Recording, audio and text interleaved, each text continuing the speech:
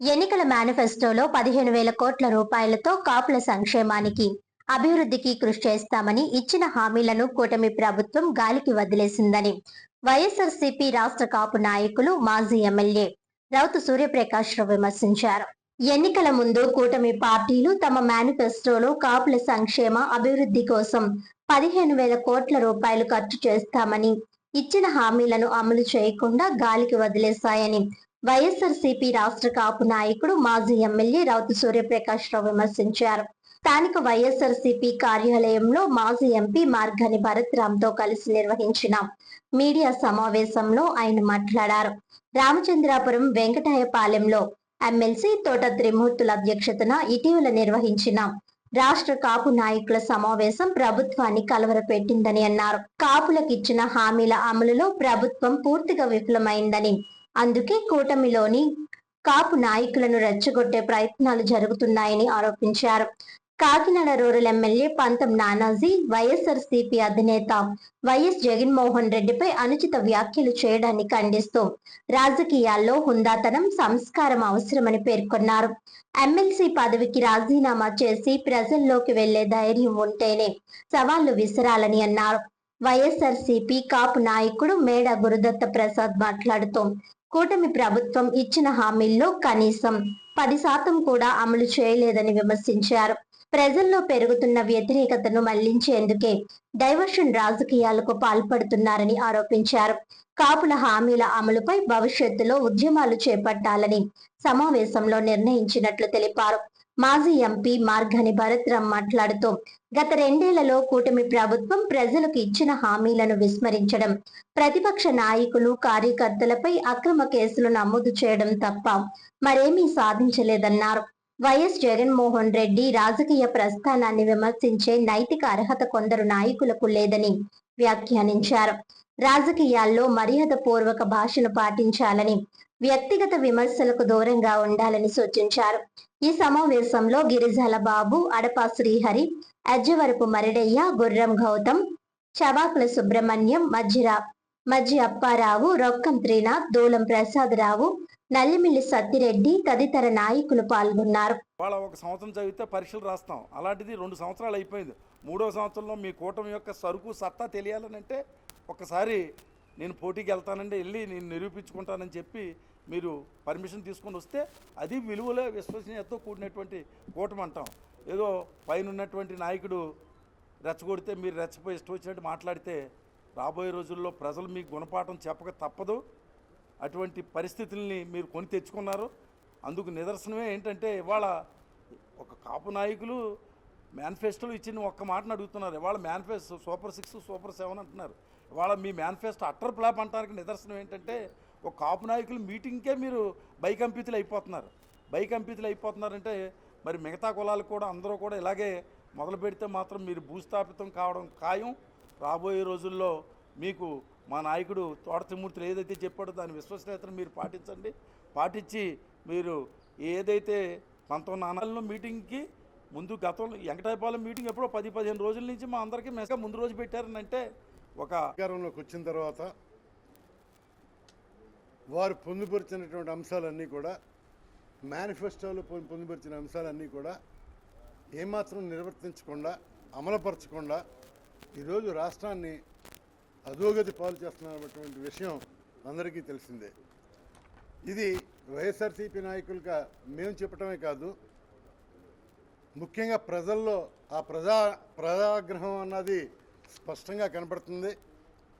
ఎక్కడ చూసినప్పటికీ కూడా ఈ సూపర్ 6 అన్నా కానీ తెక్మా పథకాలన్నీ కూడా గత ప్రభుత్వంలో, వైఎస్ఆర్సీపీ ప్రభుత్వంలో జగన్మోహన్ రెడ్డి గారు అమలుపరిచినటువంటి పథకాల్లో 10వ వంతు కూడా ఈ రోజున ఈ కూటమి ప్రభుత్వం అన్నది నిర్వర్తించట్లేదు.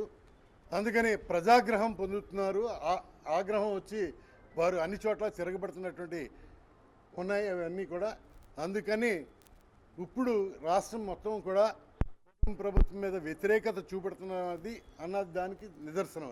ఓట్లు ఎంపీ పోటీ చేసినప్పుడు 5,43,000 ఓట్లు ఆ రోజు రావడం జరిగింది జగనన్నకి. అప్పుడు బహుశా ఈవీఎంలు లేవనుకోండి, ఇది ఒరిజినల్. పంపు కొట్టినాయి కదా ఒరిజినల్. ప్రజలు ఓట్లు వేస్తే 5,43,000 మెజారిటీ వచ్చింది. తల కింద పెట్టండి, కాళ్ళు పైకి లేపండి, మొత్తం అందరూ కూడా ఆ మెజారిటీలు రావు. అలాంటి వ్యక్తికి మీరు ఛాలెంజ్ చేస్తున్నారు. నేను అడుగుతున్నా, ఆ రోజుల్లో చంద్రబాబు నాయుడు గారు, Prajarajyam party, Telugu Desam party, CPI, CPM, ఇంకెన్ని పార్టీలు ఉన్నాయో అన్ని పార్టీలు మూకముడిగా దాడి చేసినా కానీ జగనన్న ఒక్కడే నిలబడ్డాడు. అది గుర్తుపెట్టుకోండి. ఆంధ్రప్రదేశ్ రాష్ట్ర ప్రజలకి ఇదేం పరిచయం ఏం కాదు. జగనన్న ఏంటి, ఆయన సామర్థ్యత ఏంటి, ఆయన పట్టుదల ఏంటి అనేది ప్రజలందరికీ కూడా తెలుసు. ఈయన మాట్లాడుతూ ఉన్నాడు. ఇంకోటి అంటాడు, గతంలో ఆయన మర్చిపోయాడేమో, రంగరాయ కాలేజీలో మీరు గుర్తుపెట్టుకోండి, ఇంకా 2.5 సంవత్సరాలు ఉన్నట్టుంది ఎలక్షన్కి. ఎప్పుడైతే ఎలక్షన్స్ కంప్లీట్ అయ్యి కౌంటింగ్ స్టార్ట్ అవుద్దో, స్టార్ట్ అయిన 5 నిమిషాలకి బీపీ లేచిపోద్ది. మీకు జోస్యం చెప్తా ఉన్నా, హార్ట్ బీట్ పెరిగిపోతుంది. మరి మీరు కౌంటింగ్ స్టేషన్లో మీరు పోటీ చేస్తే కౌంటింగ్ స్టేషన్లో ఉంటారో లేదో కూడా ఒకసారి చూసుకోండి. అపోలో హాస్పిటల్ డాక్టర్ గారు ఉన్నారు కదా, ఆయన పేరు సుమన్ గారు, పవన్ కళ్యాణ్ గారితో కూడా ఉంటారు. సుమన్ గారికి చెప్పి అపోలో హాస్పిటల్లో ఒక బెడ్ రెడీ చేసి పెట్టుకోండి నానాజీ గారు. మీకు పెరగబోయే బీపీకి, మీకు పెరగబోయే హార్ట్ బీట్కి ఇవన్నీ కూడా గుర్తుపెట్టుకోండి. రాత్రి తర్వాత ఖచ్చితంగా వచ్చేది పగలే. సూర్యుడు వస్తాడు, జగనన్న వస్తాడు, ఆంధ్రప్రదేశ్ రాష్ట్రానికి ముఖ్యమంత్రిగా వస్తారు. ఇవన్నీ కూడా గుర్తుపెట్టుకోండి నానాజీ గారు. అన్ని రోజులు మన ఉండవు అండి.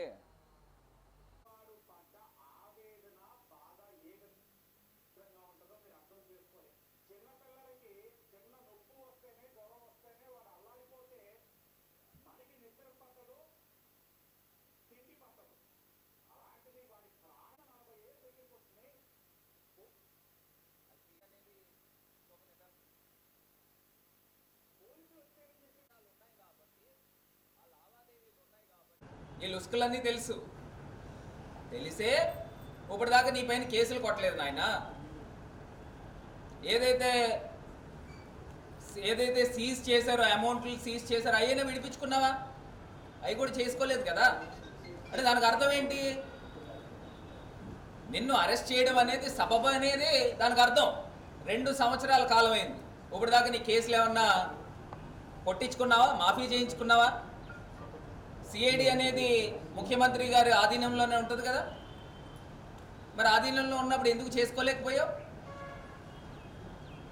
ఒక్కడిని ఇంట్లో పెట్టి 50 మందిని పోలీసులను పంపించి అందరికి సమాధానం చెప్తాడని ధైర్యంగా ఎదుర్కొన్నవాడు, ఆడుకున్న ధైర్యం కూడా నీకు లేదండి రా బాబు. 12 ఏళ్ళు నాకు అటు నీకన్నా ముందు ఎంపీ చేసినోడిని, నీకన్నా సీనియర్ని. ముందర ఫస్ట్ సీనియర్స్కి ఏ రకం పలకాలు బదలు కొట్టడం, రాజమండ్రిలో నా పేరుతో ఎన్ని శిలాఫలకాలు ఉంటాయో అన్ని శిలాఫలకాలు బదలు కొట్టడం, నేను చేసిన అభివృద్ధి కార్యక్రమాలు ఏవైతే ఉన్నాయో ఆ అభివృద్ధి కార్యక్రమాలన్నీ కూడా నిర్వీర్యం చేయడం. ఇవి కాకుండా ఇంకేమన్నా ఉన్నాయా? అంటే మనం అంటూ నేను ఒక్కటే అడుగుతా ఉన్నా, రాజమండ్రి ప్రజలను కూడా ఒకటి ఆలోచన చేయమని కోరుతాం. వీళ్ళ కుటుంబంలో మేయర్గా, ఎమ్మెల్సీగా, ఎమ్మెల్యేగా, మళ్ళీ ఇంకొక ఎమ్మెల్యేగా 4 పదవులు. నేను అడుగుతా ఉన్నా, సుమారుగా 18 సంవత్సరాల 16 సంవత్సరాలు అయిందా? 18 సంవత్సరాలు. ఈ 18 సంవత్సరాల కాలంలో చెప్పుకోవడానికి ఏమన్నా ఉందండి అసలు? కనీసం ఇంకో నేను పలానా ఈ కట్టడం కట్టించాను, లేకపోతే పలానా ఇది చేశాను. 18 సంవత్సరాలండి. ఏమన్నా ఉందా? ఒకటైనా ఉందా? నవ్వుతారు కనుక. మొత్తం మిగతా ప్రాంతాల్లో ఉన్న ప్రజలకు ఎవరికైనా చెప్తే 18 సంవత్సరాలు ఈ కుటుంబం ఉంది, రాజమండ్రికి ఏం చేశారా అంటే చెప్పుకోవడానికి ఓటుకోలేదు. మళ్ళీ చెప్తున్నాడు అమృత్ పథకాల గురించి చెప్తున్నాడు. మనం కూడా పెట్టుకుంటున్నాము. ఇవి కూడా ఒకసారి ఆలోచన చేసుకోమని కోరుతున్నాం. మాజీ ముఖ్యమంత్రి మా నాయకుడు జగన్మోహన్ రెడ్డి గారి మీద చేసిన అనుచిత వ్యాఖ్యలు రాజకీయ దిగజారుతనానికి చివరితనం అని చెప్పి చెప్తాం. అయితే ఒక ఉన్మాదిలాగా ఆయన మాట్లాడిన విధానం మీరు అందరూ కూడా బాడీ లాంగ్వేజ్ కూడా ఆయన అబ్జర్వ్ చేయండి. ఒక మానసిక స్థితి సరిగ్గా లేని వాడు, ఒక మదక ద్రవ్యాలకు అలవాటు పడిన వ్యక్తి కింద ఆయన మాట్లాడిన విధానం ఉంది. ఎందుకంటే ఎందుకు ఉనికి పడుతున్నారో తెలియదు. ప్రతి పార్టీలో కూడా ప్రతి సామాజిక వర్గానికి ఒక విభాగం ఉంటుంది. వాళ్ళందరూ కూడా ఆత్మీయంగా కూర్చుని చర్చించుకునే విధానం ఉంటుంది. అదేవిధంగా గౌరవ ఎమ్మెల్సీ త్రిమూర్తి గారు లక్ష్మీపేటలో అక్కడ ఈ కార్యక్రమాన్ని ఏర్పాటు చేయడం జరిగింది. రాష్ట్రంలో ఉన్న కాపు ముఖ్య నాయకులతో ఆత్మీయ సమావేశాన్ని ఏర్పాటు చేసి దాంట్లో కూడా ఏ జెండా కూడా ఏం లేదు. గత ఎన్నికల్లో ఏ విధంగా మభ్యపెట్టి మా కాపు సామాజిక వర్గాన్ని మరి అన్యాయం చేశారో వాళ్ళకి న్యాయపరంగా రావాల్సిన ప్రతి అంశంలో కూడా జరుగుతున్న అన్యాయాన్ని ఒకసారి చర్చించుకుని మరి తప్పకుండా అధికారం చేపట్టాక కాపుల్ని పక్కన పెడుతున్నారు. ఏమైతే న్యాయపరంగా రావాలో ఈ రోజు ఉంటే కూటమి ప్రభుత్వం ఒక రోజు ప్రకటించింది. ప్రతి సంవత్సరం కూడా 3,000 కోట్ల రూపాయలు కాపు కార్పొరేషన్ ద్వారా, అదేవిధంగా సమయానికి ఫీజు రియంబర్స్మెంట్, విదేశీ విద్య అందజేసి కాపు భవనాలు నిర్మిస్తామని చెప్పడం అనువంతా కూడా వాళ్ళు నెరవేర్చుకోలేకపోవడం వల్ల అందరూ కూడా సమావేశం చేసుకుని మా పెద్దలు కూడా మాకు మార్గదర్శనం చెప్పారు. మా ఎమ్మెల్సీ శాసన మండలి నాయకులు బొత్స సత్యనారాయణ గారు చెప్పారు. మన వ్యక్తిగత విమర్శలు కాదు, మనం సామాజిక వర్గాలు ఎక్కడైతే అన్యాయం జరుగుతుందో వాళ్ళకి న్యాయం జరిగేలాగా మనందరూ ఒక ఏ జెండా కింద ముందరికి వెళ్ళాలని, అది దాని గురించి ఎందుకు ఉలికిపాటు పడతారో ఇప్పటికి కూడా అర్థమవుతలేదు. సాక్షాత్తు మాకున్న రాజకీయ పరిజ్ఞానంలో ఒక పార్టీ అధినాయకుడు మంగళగిరిలో ఆయన ఒక జనసేన కార్యకర్తలతో పెట్టుకుని నన్ను విమర్శిస్తుంటే ఒక ఎమ్మెల్యే మాట్లాడతలేదు, ఒక ఎంపీ మాట్లాడతలేదు, ఒక చైర్మన్ మాట్లాడతలేదు అని చెప్పి ఒకసారి అన్నారు. అదేవిధంగా మా ఎప్పుడైతే మేము ఇది ప్రకటించుకున్నామో ఒక 2 రోజుల ముందర సడన్గా ఎప్పుడు ఆయన ఏమైనా పర్యటన ఉంటే ఒక 10 రోజుల నుంచి మొదలు కొట్టేసే విధానానికి మరి తక్షణమైన ప్రతిక్షమైపోయి వాళ్ళందరికీ కూడా ఒత్తిడి చేసిన విధానం మీరు ఎందుకు